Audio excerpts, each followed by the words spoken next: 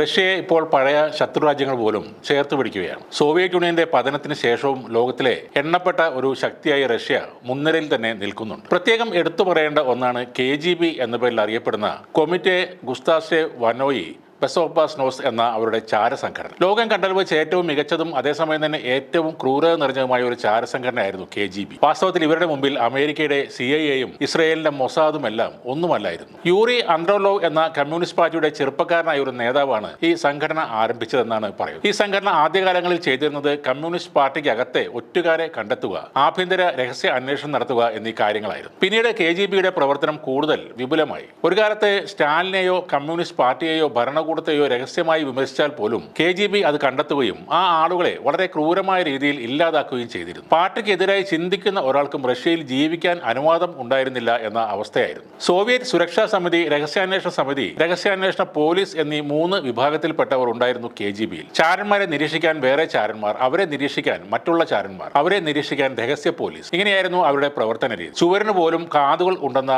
ഒരു പ്രത്യേകതയാണ് അന്നുണ്ടായിരുന്നത്. KGB-യിലെ പല ചാരന്മാരും മറ്റു രാജ്യങ്ങളിലെ ചാരസംഘടനകളുടെ തലപ്പത്ത് ഇരിക്കുന്നവരുമായിരുന്നു. അവർ ആ രാജ്യങ്ങളുടെ സൈനിക, രാഷ്ട്രീയ, സാമ്പത്തിക, ശാസ്ത്രീയ മേഖലകൾ നിരീക്ഷിക്കുകയും ആ വിവരങ്ങളെല്ലാം സോവിയറ്റ് യൂണിയനിൽ കൃത്യമായി എത്തിക്കുകയും ചെയ്തു. അതുകൂടാതെ KGB-യെ കുറിച്ച് അങ്ങേയറ്റം തെറ്റായ വിവരങ്ങൾ മറ്റുള്ള രാജ്യങ്ങൾക്ക് ഇവർ നൽകുകയും ചെയ്തിരുന്നു. അവരുടെ ഇത്തരത്തിലുള്ള രീതികൾ കൊണ്ട് അക്കാലത്ത് ഏറ്റവും കൂടുതൽ ബുദ്ധിമുട്ടിയത് ബ്രിട്ടനായിരുന്നു. രണ്ടാം ലോക മഹായുദ്ധത്തിന് മുമ്പ് സൂര്യൻ അസ്തമിക്കാത്ത സാമ്രാജ്യമായിരുന്ന ബ്രിട്ടനിൽ നിന്നും ആയിരക്കണക്കിന് വിലമതിക്കാനാവാത്ത രഹസ്യരേഖകൾ ഇവർ റഷ്യയിൽ എത്തിച്ചിരുന്നു. പിന്നീട് ഇവർ മുട്ടിയത് അമേരിക്കയോടായിരുന്നു. അത് കൂടാതെയുള്ള വിദേശ രാജ്യങ്ങളിലും തങ്ങളുടെ പൗരന്മാരെ എത്തിച്ച് അവരുടെ ഭാഷ, സംസ്കാരം, പെരുമാറ്റം ഇതെല്ലാം പഠിച്ച് അവരെ ഒരിക്കലും പിടിക്കപ്പെടാത്ത രീതിയിൽ പരിശീലനം നൽകിയായിരുന്നു KGB നിയമിച്ചിരുന്നത്. KGB നടത്തിയ പല ഓപ്പറേഷൻസിനെയും കുറിച്ച് ഇപ്പോഴും ലോകത്തിന് വലിയ ധാരണയില്ല. അത് തന്നെയാണ് ആ സംഘടനയുടെ രഹസ്യ സ്വഭാവം. ഇവരുടെ ചെയ്തികളിൽ ഒരു ഉദാഹരണം എടുക്കാം. അമേരിക്കയുടെ ആണവായുധ പദ്ധതിയായിരുന്ന മാൻഹട്ടൻ പ്രോജക്ട് അമേരിക്കൻ പ്രസിഡന്റ് വായിച്ചു തുടങ്ങുന്നതിന് മുൻപ് KGB അത് പഠിച്ചു കഴിഞ്ഞിരുന്നു എന്നാണ് പറയുന്നത്. ഇതിൽ ഏറ്റവും അത്ഭുതകരമായത് എന്തെന്നാൽ അമേരിക്കൻ പ്രസിഡന്റിനും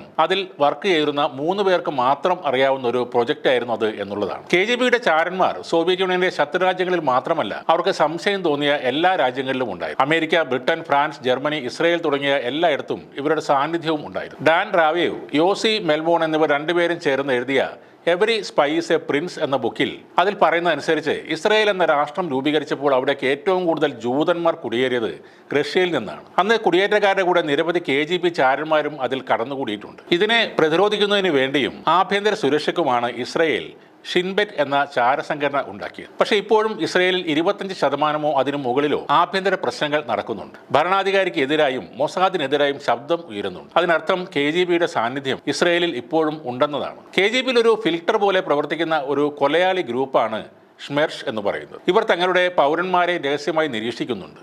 അവരിൽ ഒറ്റുകാരെ കണ്ടെത്തിയാൽ ഏതു വിധേനയും അവരെ ഇല്ലാതാക്കും. KGB-യിൽ നിന്നും രക്ഷപ്പെട്ടു പോകുക എന്നതൊരു ചാരനെ സംബന്ധിച്ച് സ്വപ്നത്തിൽ പോലും ചിന്തിക്കാൻ കഴിയില്ല എന്നതാണ് സത്യം. റഷ്യ ഇപ്പോൾ അടക്കി വാഴുന്ന വ്ളാഡിമിർ പുടിൻ ഒരു കാലത്ത് KGB-യുടെ തലവനായിരുന്നു എന്ന കാര്യം അറിയുമ്പോൾ റഷ്യയും ഈ ചാരസംഘടനയും തമ്മിലുള്ള ബന്ധം മനസ്സിലാക്കാം. അതുകൊണ്ട് തന്നെയാണ് മറ്റുള്ള രാജ്യങ്ങളിലെ പല രഹസ്യ നീക്കങ്ങളും റഷ്യക്ക് മുൻകൂട്ടി കാണാൻ കഴിയുന്നത്. പുടിനെതിരെ കരുക്കൾ നീക്കുന്നു എന്ന ചെറിയൊരു സംശയത്തിന്റെ പുറത്തുപോലും പലരും മരിച്ചു വീഴുന്നതും അതുകൊണ്ട് തന്നെയാണ്.